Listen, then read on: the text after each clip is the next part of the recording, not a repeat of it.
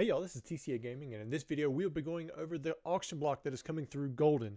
Now this isn't going to cover everything Pokemon related that they have on their website right now. It's just going to cover the stuff that's going to be ending here in looks like a little over 3 weeks. The one that's getting all the news, all the attention because of the illustrator, which we're going to cover that last, but to me that is just insane that we're actually seeing that being sold and that Goldin has taken it on as consignment. Now I'm not going to cover everything in this video. I am actually going to start with some of the lower end items and then we're going to work our way up. The problem with this auction block, it is insane. Like 17 pages of just jam-packed items, millions and millions and millions of dollars worth of stuff here, and a lot of it is still way underpriced because of how much time is left. I'm not saying that about everything, but a lot of everything is super cheap. We're going to start off with some of the items that I think are kind of cool. I did not cover anything that did not have at least a $1,000 bid already on it.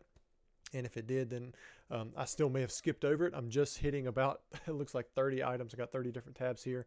But a lot of these things are still very underpriced. And some of them, you know, they're already way more than they should be. Let's start off with this. I think this is pretty cool. We have one of these original tins. It comes, I believe, with 5 packs, but it has the Pikachu and it has the Meowth promo. They're all in one sealed thing. It's like the number 12 and number 13 Nintendo promo. One of the first, if not the first 10 to come out. And so this to me is always had a little special place. I did collect tins for a while there, but it's been so long that sometimes I forget all of the order. I know you had the deck 10s in 2004. You had the window 10s as well. Super rare. I think the window 10s with like the Articuno, Moltres, and Zapdos, those are more coveted just because of how rare they are, but also because they just seem to display really well. But this right here, 2003. For some reason I was thinking it was 2005, but 2003, if it was 2005, then it wouldn't be the first. So that's the only reason I hesitate. I'm not too sure on the timeline there, but I do believe if it is 2003, this one is the very first one. All right, next up we have this. Like, this is just an example of one of the cards that it's going to see an increase in price. You've got a BGS 9 reverse holo Charizard from Legendary Collection. Although it may not. I mean, if you look at this card, it is not a 9. It is, I mean, that is some heavy. It looks like even the case is cracked, but look at that whitening. Oh man, the edges on this thing are rough. You'd probably be looking at like a 5 or a 6 from PSA nowadays, but you've got this thing here. It's got the 9 on it, so it's going to pull a whole lot more than say a 5 or 6 from PSA. BGS, a lot of people do hold their prices pretty good, but usually it's the 10. The black label 10 has a lot of premium, and once you get below the 9.5, you get down to the 9s, 8.5s and stuff. BGS it has a huge range of condition, but yeah, that is definitely a crack too there on the bottom right. So make sure that when you go to bid on a card or bid on something, that you're checking the condition, you're checking the case itself. I have received stuff from these auction companies where the condition has not been optimal. All right, so this one right here, I didn't even know this was in this auction block. My friend Charlie reached out to me. He's like, hey man, check this out. These are pretty cool cards, and they are. I've seen some like this before, but they're not the exclusive ones. So these actually come from a trading figure game that was never released. And so there are some cards out there. I think he said this was like one of the, like, I believe there's 8 cards, yeah, and some of them haven't even been seen. So like this is one of the most, if not the most complete set out there right now. They're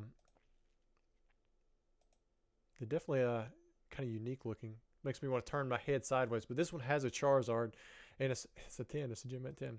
So if you're looking for something really niche, kind of cool that wasn't released, was supposed to release but never did because of the timing and the market and just what everything was going on, there's more information here. I'm not going to read through all of this for you.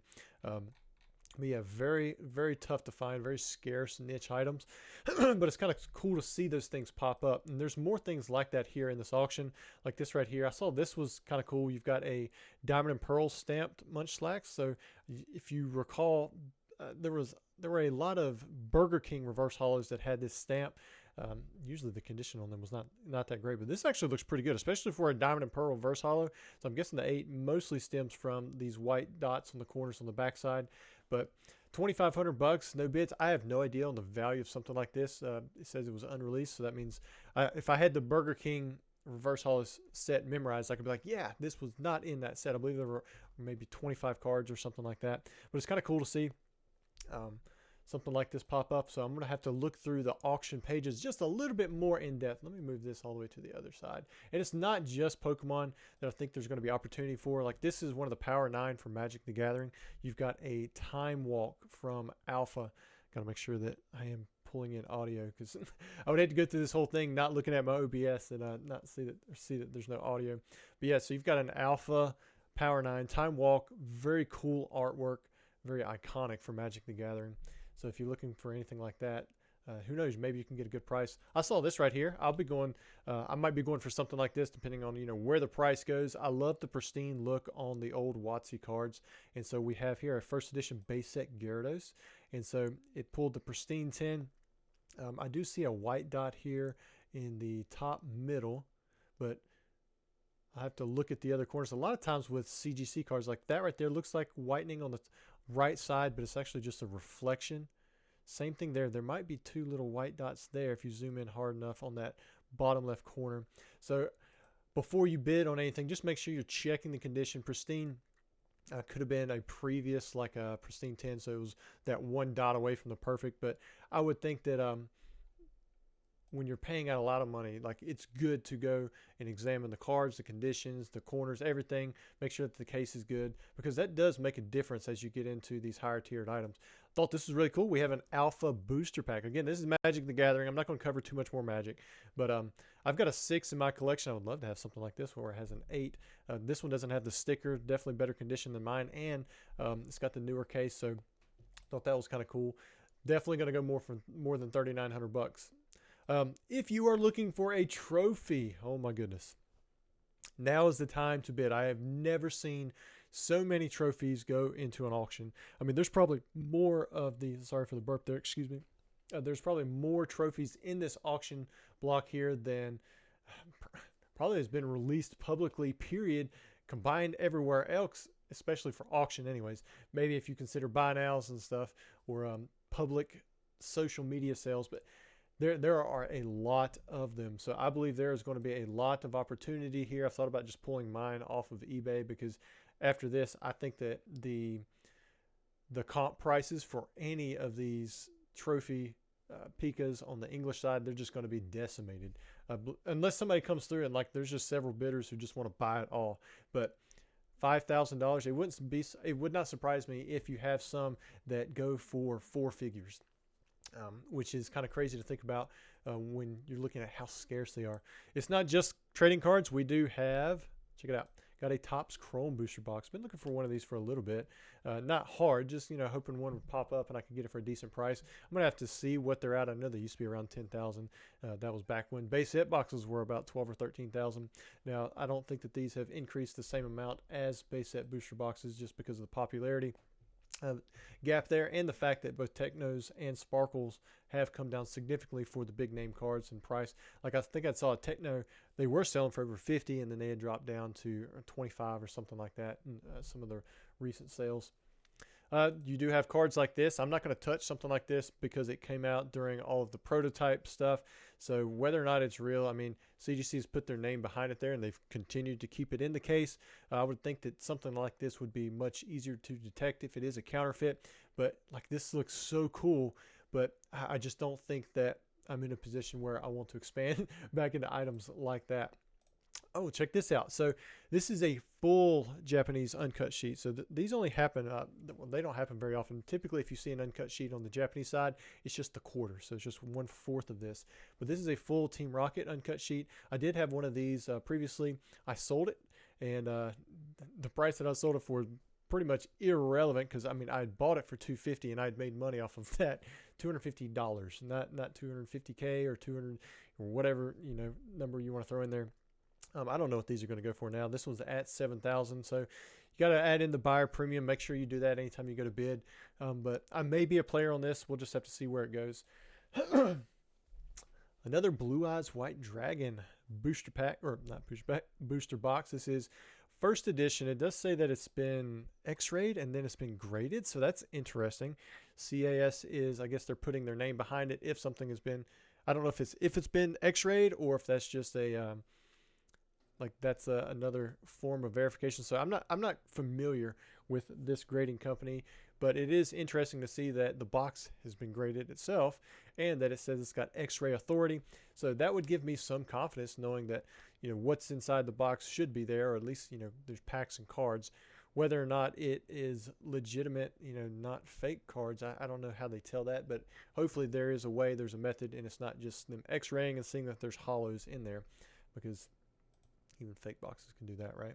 This was something that was really cool. I've wanted to do this before, so seeing somebody actually have done it, I think is really neat. But this is a first edition cards. So you've got Pokédex order, then it adds in, you got Ancient Mew at the end.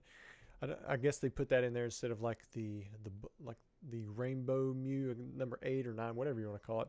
And then they've got trainers and energies in here as well. And so you got Bulbasaur, Ivysaur, Venusaur. So like you can see that it's in Pokédex order, but all of the cards are indeed first edition, and it's included like the variations. So you've got Raichu's there. So if you come down here, you got the Zapdos, and then if you have all the trainers in addition to the energies, that means you're pretty much looking at all of Jungle, all of Base, all of Fossil. And so this is going to be complete first edition, all of it framed, and then Ancient Mew is just kind of thrown in there as like a little bonus. Maybe that was to make this a squared off frame, and I think that's a neat addition to have in there. But really cool item. I'm not sure what it's worth. I haven't calculated it. I guess you have to go through and look at the condition a little bit better. It says it's 198 cards, so 198. That's not going to have every bit of Jungle, Fossil, and Base, so that might take out the rares if I'm looking correctly. So like Magneton, so for the Fossil, if you took out 15 non-holos, and if you took out 16 non-holos for Jungle, you're taking off 31 cards.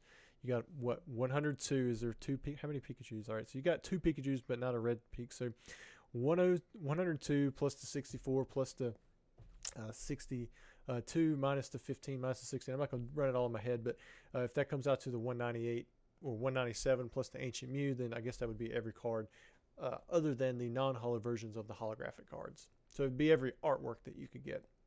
All right, next up, not just full art regular Pikas, you've got Japanese trophies as well. Look at, you've got a number 1 trainer, you got a Chansey in there, Pikachu, Doduo, Marill, Growlithe, Voltorb.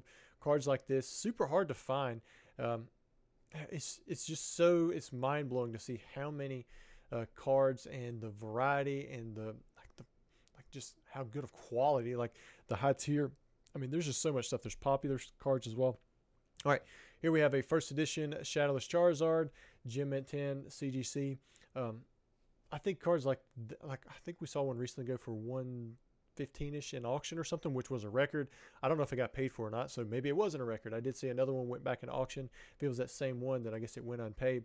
But we're seeing a lot of surgence right now with the Charizard first edition from base set, just in general, even like the low grades. And there are low grade Charizards in this auction. You also have regular English sealed boxes. This seal right here, I mean, it definitely looks a little goofy. If I'm looking at this, I would say the way that that wrap looks at it would be non-English, but it's showing that it's yeah, it's showing that it's got Wizard logos and 1 location on the bottom with Green Wing Charizard. I had one of these and we opened it and it was fine. It says it's been X-rayed, but the only thing that concerns me is that outside wrapper. It just looks a little off to me. And so hopefully the X-ray means that, you know, they can actually tell that the cards inside are also real. But other than that, let's see what this says. It meets the verification criteria established by X-Ray's comprehensive CT authentication program. The below criteria supports the item's authenticity and integrity. So it says that it has 36 packs, 11 cards each pack. All packs and cards positions are uniform. No density anomalies were identified. So if it was like counterfeit cards inside, then you may not have that blue-black ink layer. All crimps and seals appear uniform with no damage. Between 9 and 14 holographics were identified and matched the product's version. Okay, the fact that they...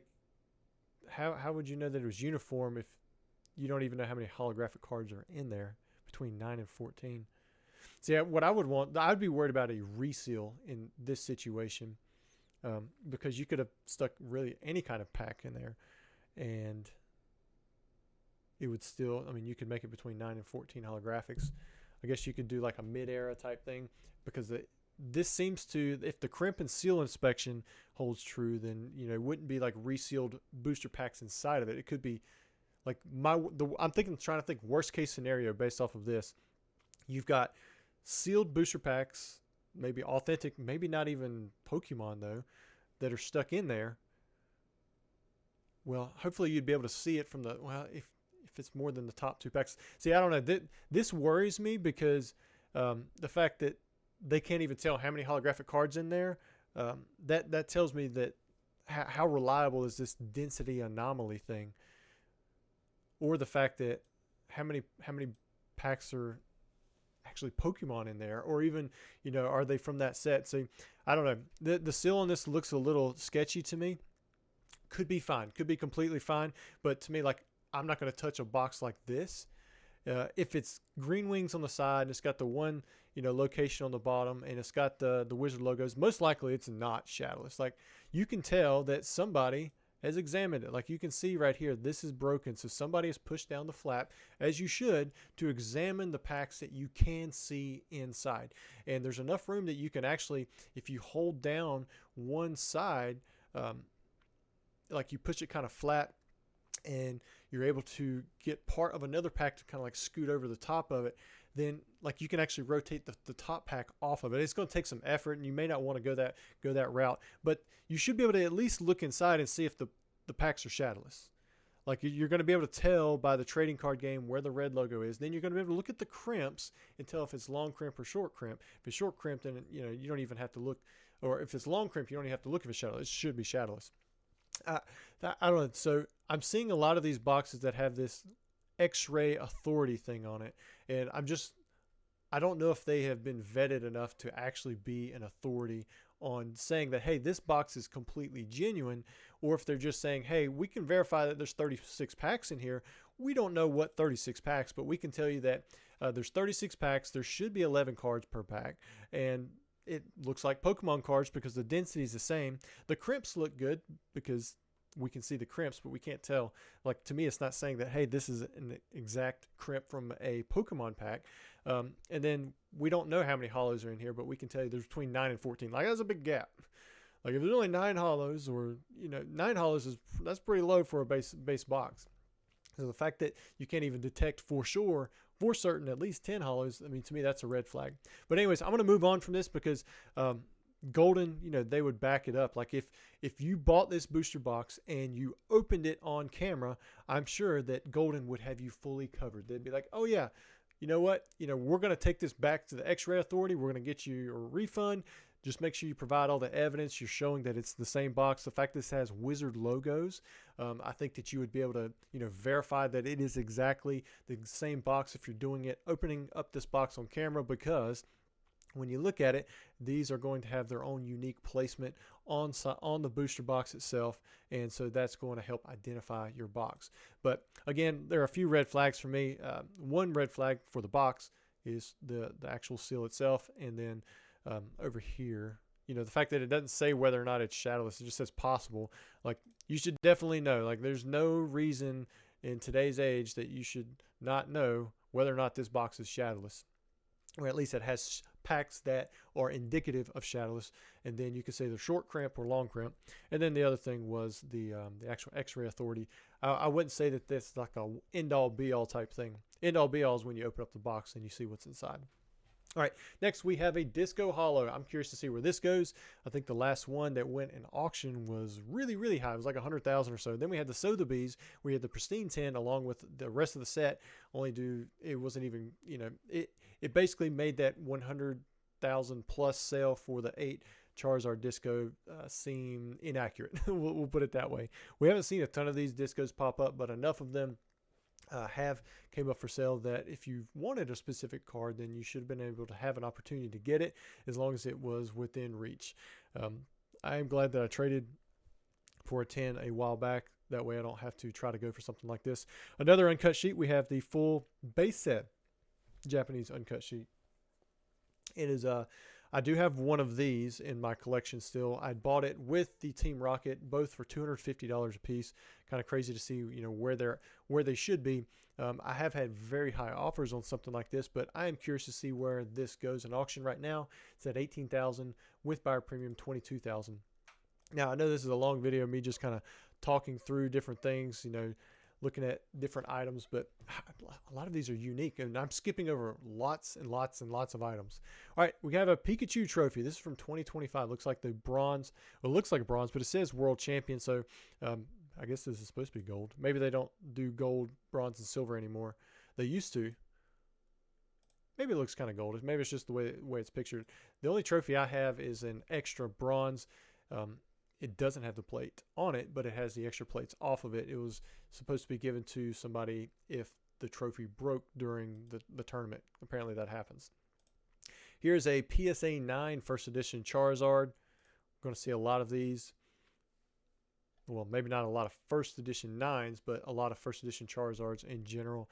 This is NBA Silver Diamond. I don't know how much of a premium this stuff brings for people who buy it. Maybe it's more like a sports thing that kind of gets brought over to the Pokemon side. It's just like a double authentication of the quality, but it does look pretty nice. It's got that white dot right there in the top left, one in the bottom left, maybe a little bit edgier on the left side, but I mean you're gonna have to look pretty hard. I do get worried sometimes about spots like this, and this one right here. It looks like it might be on the outside of the case, but it could be on the inside, and if that is what's going on, sometimes buyers don't like that, and it's understandable. But other than that, it's already going for a high price. It's at $59,000 with buyer premium, so over $60,000 after you add in shipping and taxes and all that stuff. And still got 23 days left, so we'll see where it goes.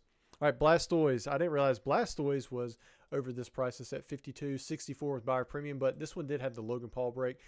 For you guys who don't know, the box that was opened in that video where he pulled the multiple Charizards, 3 Chanseys, and so forth, that was actually the box that I sold to Logan. And so he had opened that one up, and it had all this really cool stuff inside of it. Who knew, right? But you can see the Blastoise right here. Definitely, I mean, it looks good. It looks like a good 10. So, I mean, maybe a little white dot there. I don't think that it could be a little bit there in the top middle, but overall, it looks like a pretty strong 10. And so I'd be curious to see where it goes. You got the 25th anniversary Creatures deck right here.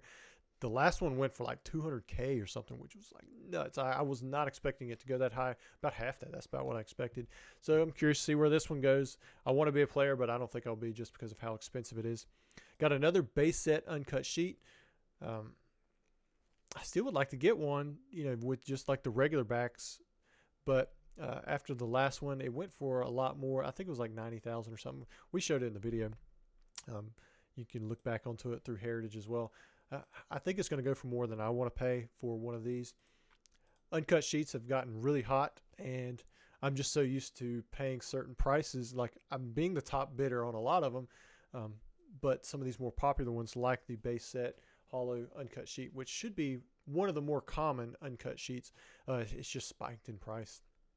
And so I'm kind of hesitant in case more come out and the market cools off. But if it doesn't, it continues to go up, then I guess I'll be out of luck on that one. Here's another first edition CGC 10 Charizard. This one's up to 60, and you can see the reason this one's probably already spiked higher is because the condition on it looks really good. These corners look very clean. I'm thinking maybe that if that's a print line on the case, I wouldn't think it'd be on the card. That's kind of a weird way for it to run.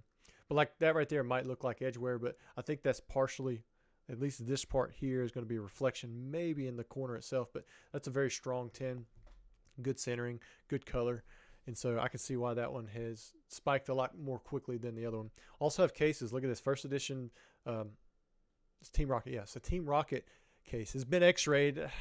I don't know like how I can rely on that, or if it's very reliable. I would almost rather open it up and just see it myself and then just stick my own stamp or evident things on it, because at least I know that it's going to have 6 booster boxes in there that all belong to the same case. But I don't know. So this says 6 boxes present, 36 packs. All packs and card positions are uniform. No density anomalies, all crimson seals. Identified holographic cards match the product version. Okay, so they did at least identify some of the holographic cards. That's what I think they should have did with that other base set box. Identify the holos that you can see in there. But if you can identify the holographic cards, why can't you tell how many there are? To me, that seems like it would be, I don't know, that seems like that would be the way to go. I don't know how, especially since, well, I guess with this right here, the boxes, I believe they're laid a little different. Like it's stacked like 3 rows instead of 6, like what we have now in the cases. So it would make it possible to examine the top layer, I would think, and maybe identify some holos on the top 6 packs or the bottom 6 packs. Maybe that's how they were able to identify a holo here. But with the base set booster box, maybe because there was 2 packs on top, 2 packs on bottom, maybe there was no holo there. Well, then you'd still think you could at least go down until you get to the first holo. I don't know how this X-ray stuff works. And that's what scares me about it. But this looks really cool. I'm not seeing any red flags right off the bat, but I haven't seen too many sealed Wizards of the Coast Team Rocket First Edition box cases. And I'd really have to look at it a little bit harder to know for sure. Here's a group of number 1, 2, 3, and 4 from 2014 CGC 10 number 1 full art trainers. Pretty cool. And there you got 10, 10, 10, and a pristine for the number 3. I don't know. I want to bid on some of these trainers, but just like, man, like, where do you draw the line? I think that's what's so hard about it. A lot of them are the same. They've got the same artworks, but they're different years. There's, even within the same year, there's not a whole lot of difference. It's just the color of the trophy usually. I don't know. All right, we have a first edition base set booster box. It's got the X-Ray Authority again. I mean, I'm not seeing anything right off the bat that looks like it's off, but let's see what the Authority says with this one. It's the same thing, the 9 and 14, no density, all crimps. Man, if you can see the crimps and you can tell that the crimps are the same, like, why can't you? I don't know. I wish I was smarter when it comes to X-ray stuff, but very good price, $434,000 with buyer premium already, so I don't know where it's going to end, but that's pretty high. Then you got this. You got the Logan Paul break Charizard. To me, I don't think it should have any premium because it has his name on it. It's not going to change the card itself, but I mean at $582,000, that's a high price. That's already going for higher than the previous one, which I believe broke the record. And so obviously there is some kind of premium to it, or it's being hyped, or it's being pushed by gambling. And I don't like to think that it's one of those later two, because somebody's gonna lose out.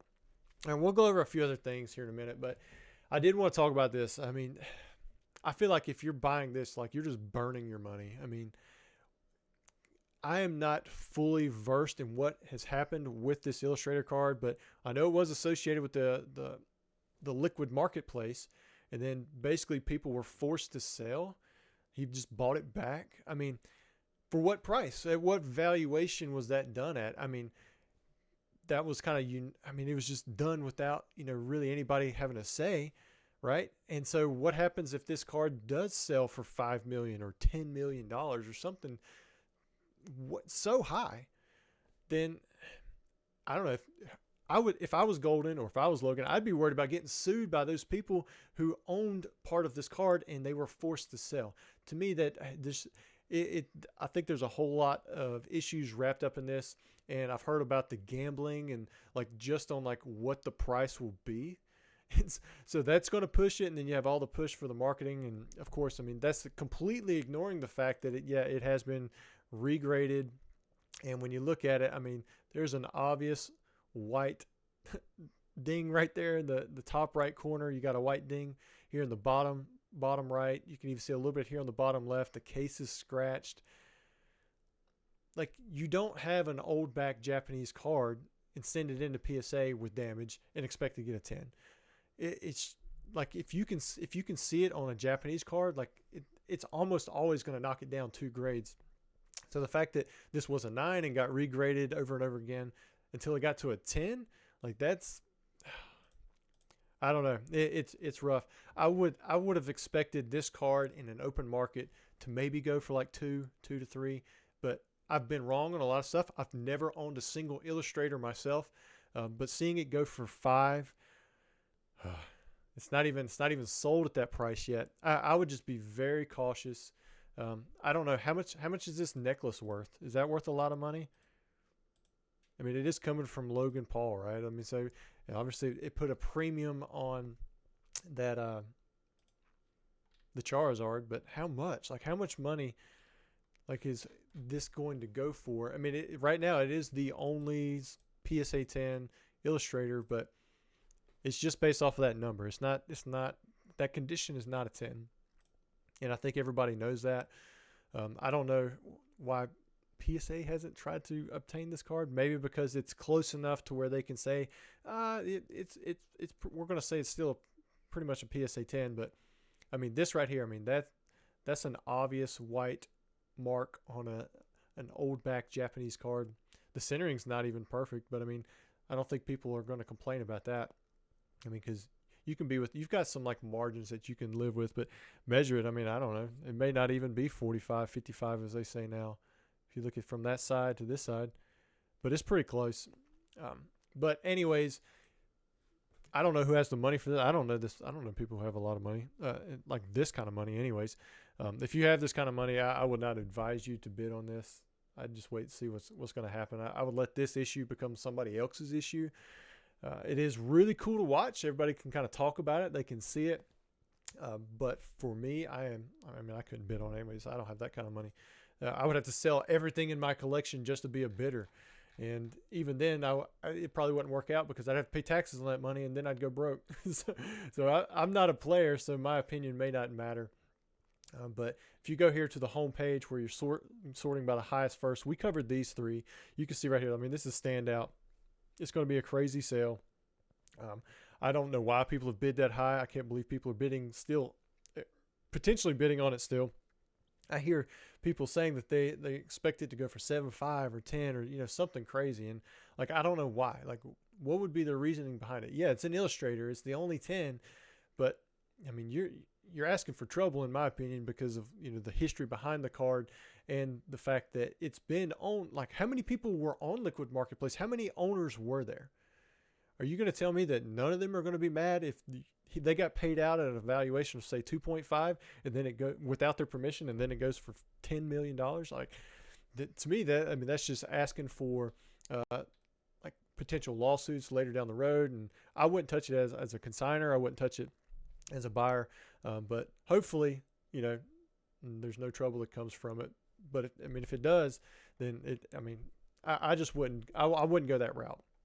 And then you've got other big cards in here. Like you've got the University Magikarp. You got that one in a 10. I mean, $150,000. I mean, that's nothing to laugh at. You've got the BGS 10 over here for $140,000. And then you still got to add the buyer premium on top of that. Here's some of those other items that we covered, but there's more trophies. You got original artwork. So much going on in this auction block. It's kind of crazy. It's hard to even look at it. Like, we looked at maybe 30, 40 items. Like, that would be like one, maybe 2 pages. What we have here, yeah, 24 per page, and it's got 17 pages. Let's see what's on the last page. Like, even on the last page, you've got what do we have? A Dark Crobat PSA 10 holographic from Neo Destiny. You got a PSA 10 Erica's Vileplume first edition. Like these cards are nice too. So like, I would go back through if you're looking for anything. What is this? Incorrect. Do we have an error? It's got the incorrect holo layer. It's probably missing like the stars and stuff. Like, that's a cool card. I don't know if it's worth $100 or not, but to somebody it is because they already bid on it. To me, possibly not. But I think it's cool that it's missing an entire layer. For a Legendary Treasures Radiant Collection card. So who knows what is in the auction? Go check it out. You might find something that you've never even heard of before, or that you might be interested in. I am going to be looking at it. I just don't know if I have the time, or if I want to. Because if I start looking at everything, my wallet might. I might be doing more bidding than my wallet can handle. So I might have to just limit myself to a few things. But still, really cool auction. A lot of items going on there. I hope you guys enjoyed the video. Sorry, it was very long-winded. And let me know what you think about the Illustrator. Should Goldin take the risk in even selling that thing on their marketplace? I mean, they've already promoted it. I mean, they've been a part of that show. I mean, you saw Ken trying to offer 7.5 or whatever it was. But to me, I think it's. I wouldn't. I mean, I don't have the bank to back that up. But a place like Goldin, maybe they do. Maybe they have insurance to cover that kind of thing. I don't know. Well, let me know what your thoughts are.